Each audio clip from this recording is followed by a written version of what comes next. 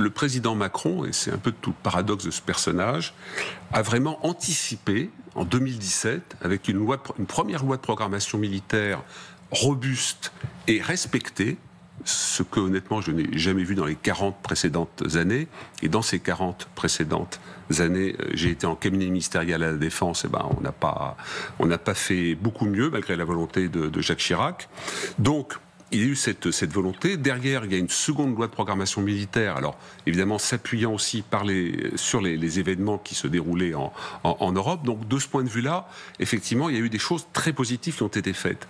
Mais on est passé tous à côté de la possibilité d'un retour d'une guerre de haute intensité étatique entre deux États en Europe, avec 1000 morts, 1500 morts, 2000 morts par jour, avec du côté russe 1 million de pertes de tués et de blessés graves. 1 million. Alors je veux dire, ça finit par se noyer, si vous voulez, dans comme ça, on s'habitue aux choses, mais ça, on n'a pas imaginé le moindre du monde, on n'a pas du tout imaginé. Et le résultat, c'est qu'on a une armée solide, complète, avec des très belles choses, mais on est court en dessous. On n'a pas, si vous voulez, il n'y a pas d'épaisseur de cela. Et je vous donne juste un exemple dont je me souviens.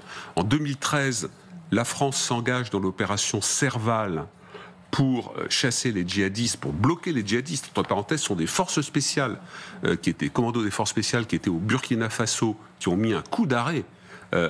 Ils étaient extrêmement peu par rapport à l'avalanche des djihado-terroristes qui venaient du Nord. Donc, forces spéciales qui mettent un coup d'arrêt après l'opération Serval. Eh bien, au bout d'un certain temps, ça s'est peu su, la France a dû demander à l'Allemagne des missiles, parce qu'elle était courte en missiles. Elle n'avait plus suffisamment de stock. Donc voilà, donc si vous voulez, on a des qualités, des savoir-faire, une armée qui est solide, des jeunes soldats et soldates qui sont aguerris. Quand vous regardez leur placard de décoration, on va les voir défiler dans quelques jours, vous voyez que ils ont bouffé de l'OPEX, donc ce sont des hommes et des femmes qui ont vraiment, qui se sont transformés, qui sont passés du soldat au guerrier. Mais alors pour le coup, on n'a pas du tout vu. Alors là où on peut se rassurer, c'est que personne. Sauf Poutine et sa bande, avait imaginé le retour de finalement à la fois la guerre de 14-18 avec les tranchées et puis la guerre moderne avec des outils modernes.